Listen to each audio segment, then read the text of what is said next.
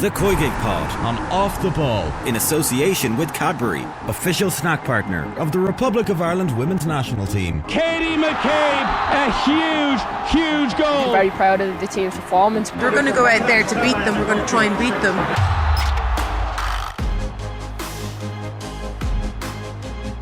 Hello and welcome to the latest episode of the COYGIG Podcast. Kathleen McNamee here, and I'm with you as ever with two of our great Irish footballers, Ciaran Duggan and Jamie Finn. Guys, how are we? Good, all good. Not a footballer anymore, I'm off the clock.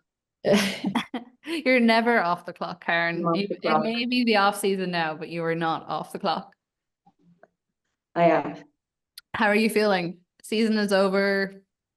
You can chill a little bit now, give yourself some time to take, well, I suppose you're still playing club, aren't you? So Still playing, yeah, one match left in Camogie, so just have that and then very much rest time, which I'm very excited about. It's been a long season. More, it's kind of been a long couple of years. Obviously last year, huge emotions attached to that, and then not reaching those heights this year, kind of on the other end of that spectrum. But yeah, it's long. Like, I know there's talk of there not being that many games and stuff, but when you are amateur and you are working full time and trying to fit in other things as well, it feels quite long.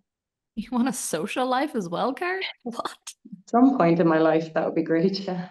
When do you meet up again? Like, when does pre-season stuff start happening? Probably end of January. Oh, Which is like, it's a good break that we get.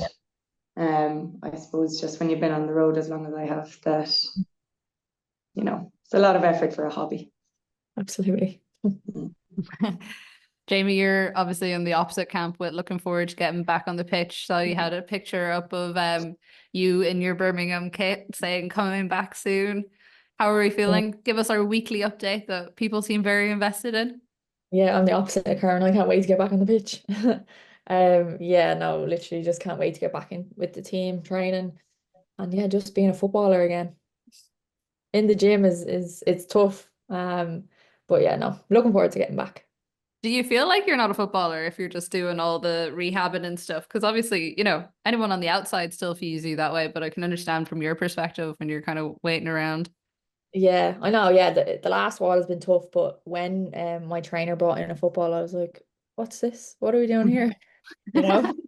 But no, it was great to add in all that stuff now, and I'm adding in a lot of football stuff now. So it's just about seeing how my knee tolerates that, and then looking to get back in with the team and integrate back in and stuff like that. So I'd say it's weird having the football back because it's the classic thing of it's like riding a bike where it probably feels a bit weird for the first 5-10 minutes, but then is it natural, or do you still have that kind of feeling in your head of the injury that happened and it happened with a ball and it's a little bit different to what you have been doing for the last 7 odd months? yeah, I was like laughing with my coach. I was like, my touch is gonna be like a trampoline here, like it's gonna be way off. But it was actually like as you said, it's like riding a bike. I don't think you can ever forget how to like pass and stuff like that. So it's been grand. Like the first one or two, I was like, do not put that out anywhere. That is but no, you just get into it. You get into the flow of things, and yeah, like I said, just can't wait to get back into the flow of being in a team environment and all of that, what comes with it. Yeah, well, I'm in the middle of the two of you where I just can't wait to get back out on the pitch again. And also I'm so excited for my chill time off now that, you know, I've had such a long season of listening to Ciaran talk about her long season. Yeah, so obviously at home we had the end of the league at the weekend. We kind of knew how it was all going to end anyways because Athlone had won it the weekend before. We still have the FAI Cup final this weekend, and there's going to be coverage on Off the Ball for that all throughout the day. I will also be there sending back updates live from the game, so do tune into that over the weekend if you are looking to keep up to date. But interestingly, I think probably because the title race was won the week before, that wasn't actually the main focus of the weekend for a lot of people, and it was some comments from Athlone's manager Ciaran Kilduff talking about the kind of, I suppose, distance he feels there is between the league and the FAI, and then potentially as well everything that's happening over in England. And Karen, obviously this is something that me and you in particular, since we've been here for so long, talking about the levels and what some teams can achieve and what other teams can't. So he was kind of saying, if people don't notice his squad now, what's the hope that you have? Because they've in the cup and they also won the league this year. He said he'd love to turn around to his players and say, do you know what? Do you know all your hard work, all your sacrifice, your dedication? It's been noticed. It's not about money or funding. It's recognition, validation, someone to say the great work being done by our players and club and all the others. It's all being seen. And Karen, we had a bit of a talk about this earlier, just in terms of our thoughts. And I think you made some really great points. So I will let you take it away. Well, look, there's no point in us harping on again. We know that there needs to be home-based training sessions to facilitate more training for these girls if they are going to bridge the gap between our league and professional. Because at the moment, our league is not where it needs to be to supply the national team. So I'm kind of wondering, like, what's recognition? Like a message to say, well done, you're doing a great job, and it not getting me into a home-based session, or it not getting me into an under 23 squad. I don't care then if it's me. Like if it's not going to help me progress, and that's my ambition within a squad, the FAI saying well done Karen or well done Athlone, it doesn't mean anything unless there's structures in place that's going to help me get to the next level. So it's just going to bring us back into the conversation of the home-based sessions and the under 23 squad, and that's the way that we can help players within our league who are playing at an amateur level. I know that there's girls getting paid now and there's contracts coming in and the standards are raising. That's all very good, but there's no one in our league probably doing what someone like Jamie has been doing for the last number of years, and that's why more and more girls are going away quicker. So we're just rehashing the same conversations here. I don't know what recognition does without action.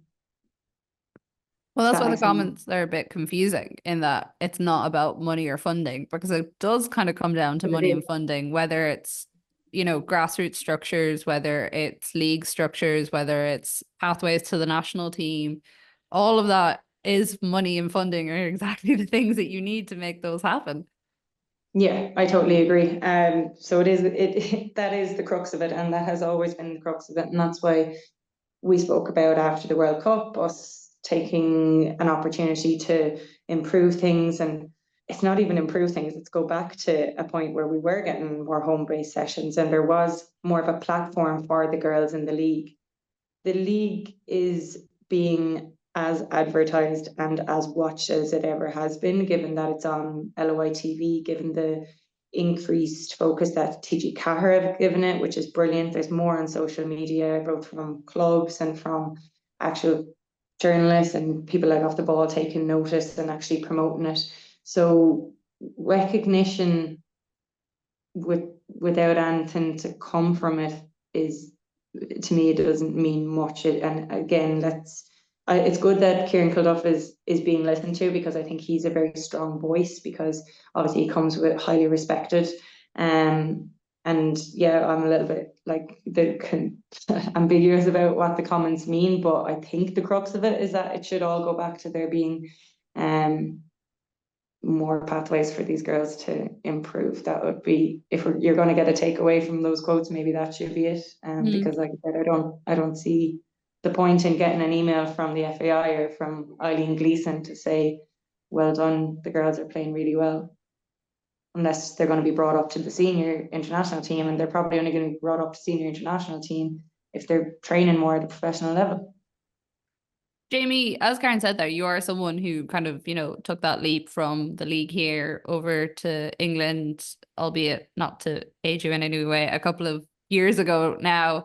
In terms of the setup that's there at the moment, like how do you view the structures and what the clubs need, I suppose, from what you had whenever you were doing it? 'Cause in some ways it was more difficult, but also in some ways it's easier as well, because the eyes on things are very, very different. Yeah, I would agree. I think what Karen has said there, I do agree with. I think the league is still amateur. Yeah, people are still getting paid, but like contact time wise, it's still amateur. Stuff off the pitch, it's still amateur in that aspect of things as well. And it comes back to it, like Karen said, I was involved in home-based sessions as well. It comes back to contact time with players. We want to develop players to feed the national team, to progress the Irish women's team as well. Like that's ultimately what it leads to as well, developing these players. And yeah, coming to these home-based sessions that are on, I don't know, weekly, fortnightly, like there needs to be some sort of sessions like that. And then obviously the 23s, like you go from 15, 16, 17, 19s, and then it's a huge leap then to the senior team. And we need to develop players to, in between those years from the 19s to seniors, how can we develop players even more to then when they get into the senior team, they're ready to go. They don't need a year or two to develop their own game and stuff like that, even physically as well. So that is where I think that needs to come into it as well. So yeah, I would agree with Karen on that aspect of things. Yeah, well, it's definitely one we'll follow with a lot of interest over the next while. I mean, the FAI have promised the under 23 side, but it seems to be from the reports that are there that the budget isn't just there for it at the moment. And Eileen Gleeson will be up for media on Thursday because she's announcing her Ireland squad, which is very exciting ahead of those European playoffs. So Lucy Quinn, your teammate Jamie, getting a player of the month today for everything she's been doing in the championship. So that's exactly what we like to see going into this round of fixtures. Yeah, absolutely. She's had a great start to the season, as have Birmingham. To be fair, they've started pretty well. As we've said on this podcast, it's not an easy league to do well in. You need to pick up points in every single game if you want to get promoted, if you want to go back to the WSL. So yeah, they've started strong, and fair play to Lucy as well. Yeah, we will bring you all the reaction and all our thoughts on those games as they come up and as they happen. But for now, haven't even mentioned the big breaking news of the day, which is Jonas Eidevall leaving Arsenal. But I'm going to save that for a little bit later on because I feel like I need my space. About to get out my tiny violin. I need my space. I need my time. Hey, how long? I've been calling for this to happen for like a year now. So it was hardly, anything obviously, I say all this with the caveat that I think sometimes we do talk a bit coldly about people losing their jobs. I don't mean it in that regard. And he also still has a contract with Arsenal. So I'm sure there was some sort of payout involved there as well. I'm not celebrating that. I'm just celebrating the potential for Arsenal to actually understand what their talents and what their skills are. But we will dig into that a little bit more with Scarlett Herron in a few. But first up, we're going to do our team of the week. Now we are back, and this week, instead of Emma Carroll, we have Scarlett Herron taking on the brave choice to do our team of the week. Karen and I have done it many a times, and we know that it is quite the thing to take on. It's not the easiest thing in the world. So Scarlett, we really appreciate you doing it this week. Do you want to run through who you have on your team, and then we can have a bit of a chat about it among ourselves? Yeah, can do. So I've gone with a bit of a different formation. So it's kind of like a 5-2-1-2 sort of formation. So in goal there's Kinga Sesmic from West Ham, 3 centre halves, Anna Patton, Millie Bright and Maya Letizia. The 2 wing backs, so wing backs, Ilda Shroy and Caitlin Ford. In midfield, Grace Kitten and Vicky Lasada. Ramirez in the 10, and Bunny Shaw and Elizabeth Terland up top. I mean, there's a shocking lack of Irish bias in it, but we'll get over that. Karen, give me your thoughts. Yeah, very good team. I think the goalkeeper, I think Leicester goalkeeper was quite good to kind of earn them a point there as well, but couldn't really argue with too much of it. Especially like we will talk about Chelsea later and Ramirez and what happened in that game, but as much criticism as Arsenal received, Millie Bright really did have to step up at certain times. So I think that her inclusion is warranted there. And Letizia, I always get a bit nervous about centre backs taking penalties, but she stuck it. So we'll I totally agree with that one as well. I mean, yeah, it was kind of a mixed bag this week with a lot of draws and stuff and trying to find standout players. It's nice for me that there's a few Man United players, and I was really excited when United signed Elizabeth Turland, and it's taken a couple of games for her to get off the mark, but what a way she did that. So yeah, really good work, Scarlett. Well done. Jamie, who stuck out for you this week? Who do you support, Scarlett? I'm not really, I don't have a set team, so there's not going to be much bias in it, but it wouldn't be United anyway, if that's what you're getting at. No, I'm just wondering. Although there's no Liverpool in there either, is there? No. Yeah, Olivia Smith would have been the shout, but she came off at half time, but like Yeah. the goal was brilliant, like, so she's unlucky to miss out on it, but it, like, coming off half And time to with the be fair, injury I think kind of killed her. Liverpool were just kind of containing City. So if they had stuck with a draw, I think you could have gotten like a defender in there maybe. But the fact that Bunny Shaw came up with what Bunny Shaw does, that's why she's included there instead of any Liverpool representation this week, I think. Yeah, no, I would agree. It's a good team. Frightening front three, really. And I think Caitlin Ford was Arsenal's best player as well on the weekend. Which is good for her, because I feel like she's taken the brunt of some unwarranted criticism lately as well. For me, whenever she plays, she's direct. She's always been a threat. And then for her to be in and out, I thought was a bit of a strange one. And Leticia as well. I think it's like to name her captain at such a young age and to keep performing like she's performing. I think fair play, she's doing well. I had Gori as well from West Ham. I think she's been impressive to start the season.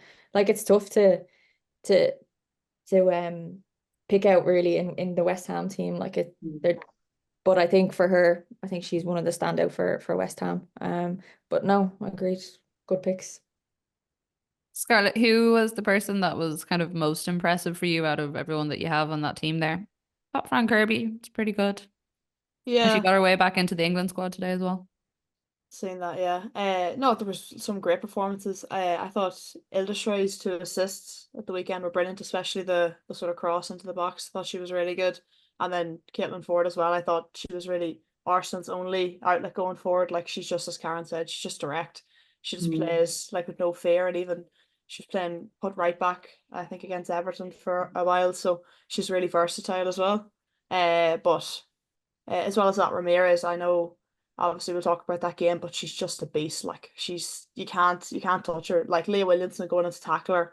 Leah Williamson obviously is world class, but Ramirez's strength is just unbelievable. Like, she just shoves everyone around her off her and manages to keep hold of the ball somehow. So I thought she was really good as well. Yeah, she's probably the standout for me, and I think when her and Lauren James are in full flow, I don't know how any defense can kind of stop one of them. They're two powerful runners with the ball and have skill and can finish. So yeah, we were hoping that there'd be more names in the pot this year to challenge Chelsea other than Man City, but when it comes to strike force, I think they're miles ahead, City and Chelsea.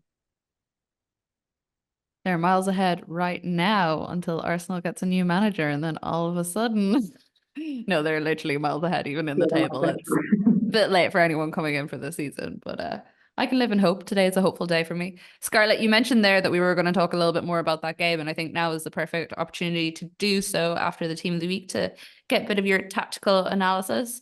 We will caveat this that you did decide on what you would do before today's news, because we were supposed to record it on Monday, and it is now Tuesday. So this did come before this morning and Arsenal's big announcement.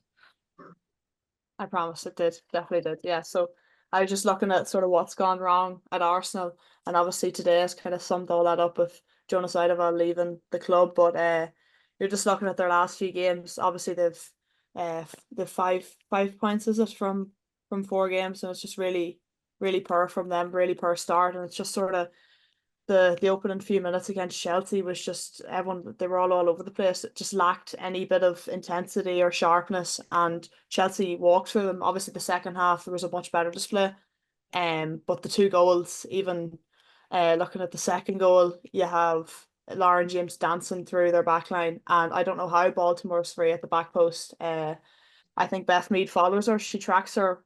You can see her in the video, tracks her for a bit and then just sort of stops and sits at the edge of the box, and then she just has an absolute free goal there at the back post. And I think it was probably time. It's kind of strange, I think, because it's probably the first time that it's been sort of fan led.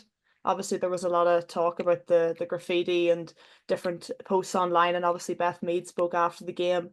Yeah, And then Jesus, received a lot of poor Beth criticism. Mead. She got absolutely done by Arsenal fans online after what she said, which I thought was relatively fair. She was just saying, you know, there's a certain cohort of fans that we wish would get behind us. And I saw fans making videos of her worst moments over her career and all this sort of stuff. And I don't know if it's maybe very Arsenal particular because and Jesus, I'll probably send them after myself now saying this, but like, I don't know if it's Arsenal particular because they have generated such a big fan base in a way other teams are still trying to do. But even I was really surprised, even just with the Jonas out graffiti. Karen, I don't know what you thought about it all.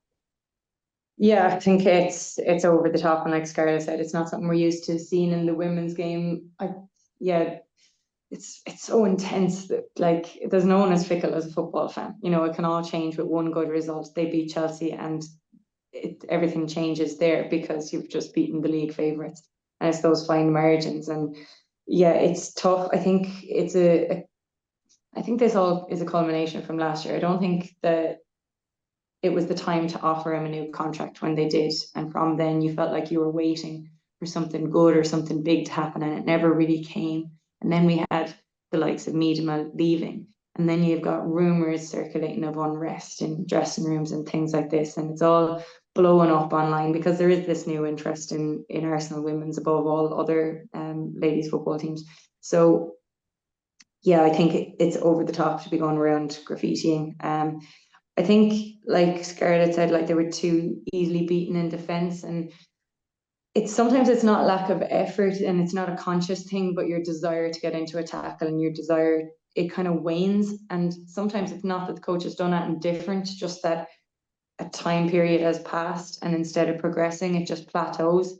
And when things plateau, like the only way kind of then is down. There's no really way to turn it around. So it could just be that the time had run out, and offering a new contract just kind of made that worse, and now this situation feel worse. Yeah, I definitely think so. And it even seemed like from after that game, I know you can only read so much off body language, but I know there was a couple of sources today in various different reports saying that he had lost the dressing room, and you were very much getting that feeling off the pitch when even they were having their post-match huddle. Scarlett, I don't know, is there anything else in particular that you noticed? I mean, the things that I always found was that whenever anyone basically parked the bus up against them or just had a really compact defense, Arsenal just had no idea how to break it down. And then also the crosses into nothing. That was one that just grinded my gears. Yeah, I think the lack of chances taken really killed them. I even seen over the last few games, the games so far in the WSL, they've an XG of 7.16 combined, and they've 4 goals, which is the worst ratio in the WSL so far. So I think they have it's the old Arsenal story of not being able to take their chances, and with Miedema leaving under the circumstances she did last year, you kind of feel like they haven't really replaced her yet. And yeah, as well as that, Eidevall spoke during the week about sort of conceding from crosses too much and set pieces, and we just seen the same thing again. Obviously with Ramirez's overhead kick coming from an uncleared corner, and then just schoolboy errors at the back, just leaving players unmarked at the back post. So I suppose it's really simple stuff, but as Karen said, I think it's over time you just sort of lose that sort of backing for the manager, and all of a sudden you're just at a bit of a standstill. And I don't think, obviously he's gone now, but it'll be a bit of a transition period for the rest of the season, I'd say. Yeah, it's just hard to regain momentum when you've had you feel like you're at a low ebb. It's hard to claw yourself out of that without a drastic change, like a managerial change. Because I think if it continued, I think people are looking at Arsenal and saying Arsenal are a bit vulnerable there. And that's the last thing you want to hear as a player, but it's consistent with what they're showing on the pitch. So yeah, I think Scarlett, you're going on with that. Yeah, we had a few comments in from listeners on this news when it broke this morning. So John Green, wow, I know it was a bad start to the season, but that seems odd. John, you mustn't listen to this podcast very often because I have been beating this drum for a while. Shane Maloney says, has to be one of the most attractive positions in football. should be able to attract the best manager, sell out crowds at Emirates, Champions League football, world-class squad, ability to attract world-class players. And then a few people sending in their suggestions as to who they would like. Cash Dispenser says Jonathan Giraldes from Washington, previously Barcelona Champions League winning manager. Pretty sure he just has a fairly new contract, so that would be a surprise enough one, but not one I would say no to. And then, unsurprisingly, a bit of a divide in the Casey Stoney thoughts, because she was up in the Emirates at the weekend as a guest of Arsenal. So Anya Cormack says, thinking Casey Stoney. Laura Brady also said Casey Stoney. And then Breach Kyo said, hope it's not a rushed appointment. They need to get it right. Not Casey Stoney, I hope. So we're 2-1 there on the Casey Stoney vibes. Jamie, you were nodding your head there when I was reading out Shane's comment about it being the most attractive position in football. Who do you think would be an ideal fit there? Yeah, absolutely. I agree with that. I think Arsenal as a whole is a huge club, men's side, women's side, only going up. And yeah, like you listed off, playing in Champions League, WSL, at the Emirates, like it's such an attractive job, but also a difficult one. But I would agree. I think Casey Stoney is, yeah, a good fit. She has managed in England, America, would know a lot of the girls as well. I suppose it's just a case of whether she wants the job as well. Is she going to put her name forward for it? Yeah, who knows? But I think she would be a good fit for that. My only thing about Casey Stoney, and I do agree with everything you're saying there, is that I feel when she went to United, she built the squad into what it was to a certain spot, and then she went to San Diego and she did the same thing. She built a squad with relatively young players and did have relative success in the US from where they were, but I haven't seen her yet in a position where she's taken on a squad that is developed potentially in the way that this Arsenal squad is developed. So I'd be interested to see how she's ready for that next step. And I posit this with that, I actually do think she is, especially having listened to some of the stuff she said since she was fired. Was that? I can't remember if it was fired or not from San Diego, but it didn't seem completely amicable one way or the other. So that would be my only asterisk, I suppose, over that appointment. Yeah. I don't know, whoever the manager comes in though, they have to be brave enough to put a stamp on it, and that might mean moving on some big names if it's going to be a thing of bringing harmony to a dressing room, because you're never going to win anything. You've got brilliant players, but there's no harmony and they're not busting themselves for each other. Like that's the crux of how you build a proper squad, people who all want to be there and want to work for each other. So that's a thing. Now, I'm obviously not involved, and this is complete rumors from Twitter that I'm seeing that there's any unrest, but like when you have that many good players in a dressing room, it can be, I guess, hard to manage everyone's egos and stuff like that. So it's an attractive job, but it's not the easiest job. Emma Hayes bored with the US yet? Just sure go back. Scarlett, thank you very much for that. Very much appreciated both this and your team of the week. And I hope you too enjoy a bit of your off season and get to chill like Karen does. I definitely will. Thanks, Kathleen.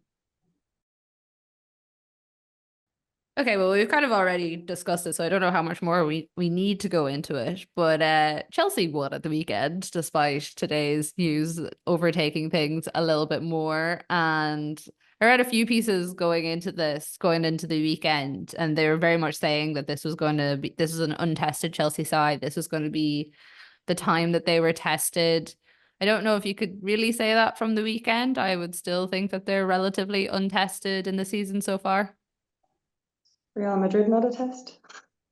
I suppose, yeah. I don't know, were they talking specifically the league in that they hadn't really come up against their cities or their Arsenals being their main rivals. But yeah, I don't know. A bigger test than Arsenal away, given like the support and given the significance over the years of it, and they more than stood up to it, I think.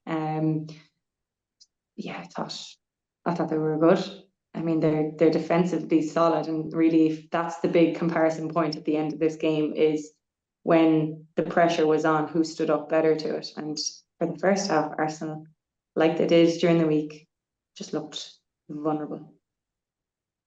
Yeah, they didn't look like A, they didn't look like they were going to score, and B, they also looked like they could leak goals. I thought after when those first 2 goals went in, I thought we were going to see another 5-2 result, except the difference would be Arsenal wouldn't score the 2. That's basically what I thought after that first half. Jamie, I don't know how you felt about it. Yeah, same. I agree. I thought like to concede 2 goals in what was it 14 minutes or something, yeah. I mean, that just shows the kind of, I don't know, lack of just obviously confidence and in the manner of how they conceded, like the corner back post runner. I think there was like 3 defenders and Baltimore at the back post. Like that needs to be like sorted ASAP, 3 against 1, and it just kind of shows in the team that there was probably a disconnect. I don't know whether it was that between the manager, players, who knows? Only the players will know between themselves and the manager. But yeah, I agree. I think as I said previous, I thought Ford was their best player, and she has been numerous times. I thought, like Karen says, she's direct, fast, like, and her goal clearly, yeah, you can clearly see that in it. But yeah, it was a difficult one. Yeah. And Scarlett was mentioning their lack of goals and stuff as well. And really, I was looking back on the highlights today, and Blackstenius was the one who went closest. So maybe does she need to be given the call earlier? Does she need to become the focal point of that attack while they ground things in a bit until they develop a style of play? I'm not sure. I think it'd be worth looking at. That's been part of the issue over the last year, is that he hasn't really settled on what that attack is and who the focal point is. I know we say a lot about, you know, goalkeepers, and it's important to know that so you can set up defensively well. But even when he's changing in and out attackers, it doesn't feel like he's doing it because there is a particular defense he's going up against. It just feels like he's doing it to see which one hits, and then it doesn't work. So around an hour, people are getting pulled and things are being changed and the shape is being changed. And I think you're right, Karen, and I think it was you saying that someone needs to go in there and potentially pull some of the weight that's there and maybe bring them in their own and put their own stamp on things, because it just never felt like that's what he was doing as a manager. And I'm not just saying this retrospectively. I feel like I have said it all along, well, at least after the first season anyways, and especially when they didn't qualify for Champions League. It just seems like too talented a team to not be doing well unless there are very, very obvious issues in the background, which I feel like we would have heard a bit more about now if it was that case and not the case of a manager who didn't totally know what he's doing. It's his assistant, Renee Zelder, who's taking over, who also succeeded him at Rosengard. So it'll be interesting to see what she does over the next couple of weeks. She seems to be very much on the analytical side of things, more so, you know, talking the team through clips that she sees during the week with the analysts and also during the games, and very much a one-to-one manager rather than the team as a whole. So that setup will make for interesting watching. Well, we have the international break coming up, but we still have one weekend left. Karen, I will give you an opportunity to talk about Manchester United thrashing Tottenham. Yeah, Confidence? and we were given Spurs like a good build up as well at the start of the season, and rightly so. And to be fair, they had chances in the first 15 minutes. It's not like Spurs came and laid down, but something that United were not, you know, when last season was clinical. And they didn't have someone who you would say was their main striker. You know, the goals were kind of coming from here, there, and everywhere, and not at a consistent rate. And now for Turland to be off the mark, 2 great goals, and a 3-0, like that's a really that's a good confidence builder for them, because they'd be looking at Spurs being like, oh, are Spurs going to kind of come at us this year? And like, you always don't know what to expect with United, but I think a really, really solid start to the year. And obviously they haven't faced like City, you know, but it's good to build momentum. It's exactly the opposite of what Arsenal have.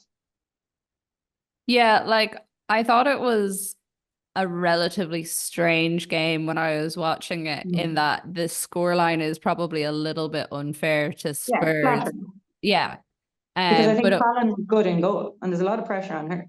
Yeah, but also it's not a side of United that we've seen in the last season either, is that, you know, there have been games where they've been well on top, but they also just haven't managed to get the goals, whereas this is kind of the opposite for them, where Spurs probably should have converted a couple of more or been able to score a couple of more. So that was a positive. And also I like the fact that it's making for a far more interesting kind of middle of the table battle than we've seen in the past while. Like, I don't think by any means this is a Spurs are starting one of their Spursy runs where they do well for the first 3 weeks and then go rapidly downhill. I think the Spurs team can get results. I think that any of those chances in the first 15 minutes go in and you've got a different game.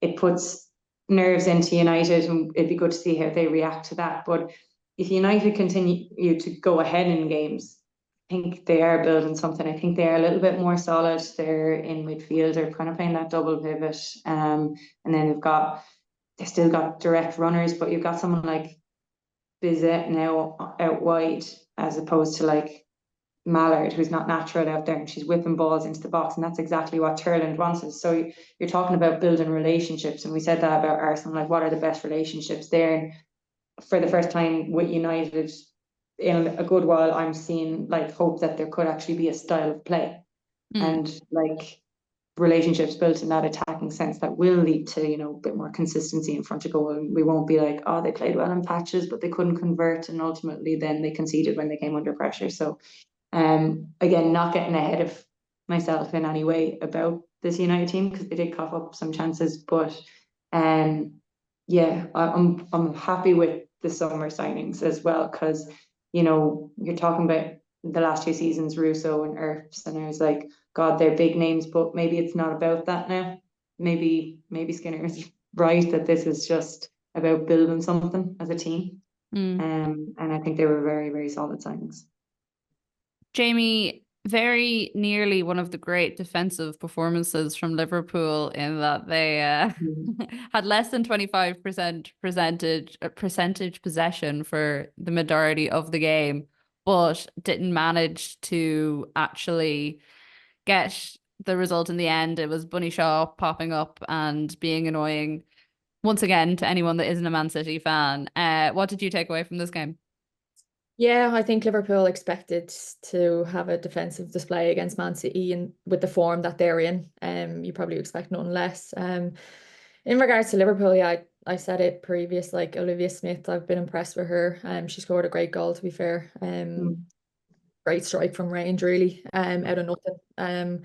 Yeah, just defensively sound throughout the whole. And then obviously Bunny Shaw pops up twice. But to be fair to City, I think they kind of started the first half a bit slow. Obviously, maybe expected considering the game midweek. And I think Taylor said that as well in his press conference afterwards, that they were a bit slow to come out off the mark. But if you have the likes of Bunny Shaw in your team and she pops up and scores 2 goals, 1 in 90 plus minutes, I mean, she's a world-class player. She's just so strong and physical. And I think even the ball through to her was great, but then she just used her body. I think it was against Fahy. She just used her body so well. And yeah, the strike was so powerful. So I think Liverpool will be a bit deflated after that, because to put in a performance like that, it's even more so mentally to be switched on, every single player in their position, to have a defensive display like that. So yeah, it'll be a deflating defeat really for Liverpool. I did feel bad for Niamh watching her defending against Bunny Shaw, because as you say, Jamie, she's such an incredibly talented player that she could make the most world-class defenders spin on their heels as she gets away from them. But just when we have that personal connection, it's like, poor Niamh, I would not like to be you in this moment right now. Does that to everyone in the league though, Bunny Shaw. Like she uses her body so well, and she's so powerful in that, and so clever in how she uses it. And yeah, you can just see with the finish as well. It was so clinical, yeah. We have been very complimentary of Brighton over the last couple of weeks, and it was a difficult performance for them, but they still came away with the 3 points at the weekend against Crystal Palace. 1-0 result there. Are we seeing Crystal Palace settle into the league a little bit more, understand what's expected of them? Because you would think with like the form Brighton have been in, they're not the same sort of target team that they were in previous seasons. No, and I guess we couldn't expect Brighton to just continue to light it up this season either. But I think in the last couple of games in particular, Crystal Palace they've shown that they can play a bit, but without being overly ambitious. Like sometimes we saw maybe Bristol last season trying to play a little bit too much. So I think if they can strike the balance, they will pick up points here and there. And we know how valuable those 3 were last week. And again, you've got Leicester drawn this week, Everton drawn this week, West Ham drawn this week. If they could have nicked a point, that would have been amazing. They did have a chance at the end. Blanchard again, wasn't it? Made the Brighton keeper pull off an absolute worldly save. So you'd like to see it. I think it would be good for the league for someone to come up from Championship and maintain their place and be able to make a mark, because we constantly speak about how hard it is and the disparity between the top and the bottom and the top and the Championship. I think it would be great for the Championship if that did happen, because I think it'll show more players maybe from Europe and abroad that this is a place you can go to and make it into the top league and maintain a spot there. But it's too early to say, really. It really is just too early to say because it is so hard. And Jamie spoke about what it was like to be involved in that dogfight, basically down at the bottom. It's the hardest place to be. But I think they'll grow in confidence, and who knows what can happen from there, really. It does make for, I know we are so early into the game or into the season, there's only been 4 games played, but the fact that you have 4 teams on 2 points at the bottom of the table, you know, and you only have Crystal Palace is on 3 and then Tottenham on 4, you know, it's so tight down there that any amount of decent performances from one side or maybe a couple of missed weeks from another will see things go up and down very, very quickly. Jamie, the team that's bottom of the league at the moment is Everton, having one of the worst starts to the WSL that we've seen in a long time. And their big issue is goals. Where are the goals going to come from? Yeah, I think this relegation battle, I've said it before, I think you need to drag any team you can possibly into this. Like you see in Palace picking up 3 points, and the difference that will make to them, to West Ham, Everton, Leicester, Villa, all on 2 points. And then Palace sit above them. So the likes of Everton just need to pick up a win or like points here and there that will give them confidence. And yeah, it's a difficult one because Everton, the way they play, like I've said it before again, like they just love to play out, and the goals they concede is actually from them giving the ball away. And it happened again at the weekend. So obviously I think for them, they need to go into games and say, we're not conceding here. We cannot concede. And then the rest will take care of itself, because to go into every game and listen, give the ball away and in the fashion they are doing, it's not great. But on the other hand, it was also nice to see Heather back in the starting 11. Yeah, that was great. Yeah. She needs to be playing, and she's such a great player, that we need to get back in playing and regular minutes for her for them. But sometimes even the way Everton play doesn't really suit her. Like I'd love to see them sometimes just be more direct and get her on the shoulder of someone. Just get her running at people. Like we know the pace she has and how powerful as a runner she is as well, and how she can get at teams. So maybe just be a bit more direct, a bit more cautious at times. I'm sure Courtney wouldn't mind if they stop losing the ball in their own third of the pitch as well. Madness.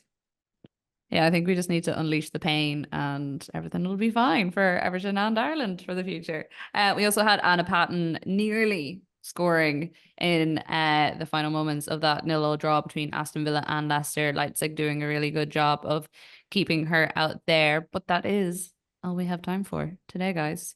Thank you very much, as per usual, for joining me. Just a quick one before we wrap up. You may have seen on our social media accounts that we are, in fact, up for an award. Best Sports Podcast at the Irish Podcast Awards for the 2nd year in a row. We were highly commended last year, so we want to, step it up a little bit this year. We're bringing you an Irish international and Jamie Finn. Karen's still here doing her thing as the foremost commentator in the country. We had her first, I will say. So if you do have a spare minute, the link is up on our Twitter page at the moment. It's also on mine. And it takes 2 seconds to do. You don't have to vote for every single category. You can literally just vote for us.